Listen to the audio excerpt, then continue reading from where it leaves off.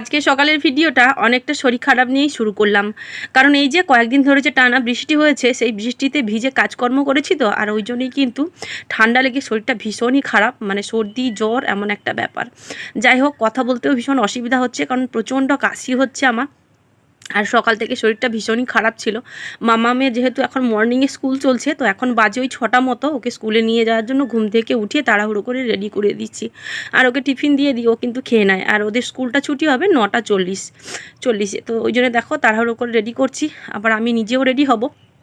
তোমাদের দাদাভাইও কিন্তু রেডি সেডি হয়ে বেরিয়ে গেছে কাজে যাবে বলে। চলো, এদিকে মেয়েকে রেডি করে স্কুলে দিয়ে চলে এসেছি। এসে কিন্তু দেখো এই যে বাসি বিছানাটাকে সুন্দর করে ঝেড়ে আর পেতে নিচ্ছি। এরপরে আবার সংসারে কিছু কাজবাজ বাকি রয়েছে, সেগুলো করে তারপরে কিন্তু মেয়েকে আবার স্কুলে নিতে যাব।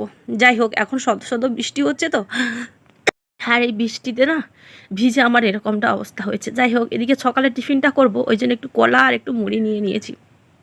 চলো সকালে খাওয়াটা খেয়ে নিই। আর শরীরটা আমার ভীষণই খারাপ, ভাবছি একটু খাওয়া দাওয়া করে একটু রেস্ট নেব, তারপরে কিন্তু মেয়েকে স্কুলে নিতে যাব। তো দেখো এখন বাজে 9:10 মানে 45 মতো বাজে। মেয়েকে স্কুল থেকে বাড়ি নিয়ে চলে এসেছি। আর নিয়ে এসে দেখো আজকে তেমন কিছু রান্না করিনি। আসলে কি বলতো, এই যে ঢ্যাঁড়স ভাতে দিয়েছি, মানে সেদ্ধ দিয়েছি, আর পটল ভাজা করছি। শরীরটা ভীষণই খারাপ।